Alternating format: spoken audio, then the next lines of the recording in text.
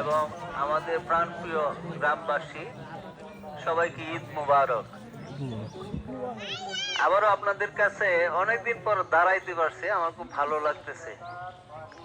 কারণ এই গ্রামের মানুষে আমি আমার কলেজার চেয়ে বেশি ভালোবাসি, আমার নিজের চেয়েও বেশি ভালোবাসি। আমি মনে করি আমার জীবনের বিনিময়ে যদি এই গ্রামের মানুষের একটা উপকার হয়, আমাকে কে কি দিল কে কি বললো এটা বড় কথা না, আমি মানুষের জন্য কি করলাম, আমার এই জিনিসটা আমার কাছে সবচেয়ে বড়। আমার মাঝে মধ্যে আমার হৃদয়ে কিছু আকাঙ্ক্ষা জাগে, এই আকাঙ্ক্ষা গুলি বাস্তবায়ন আপনারা কইরে দেন।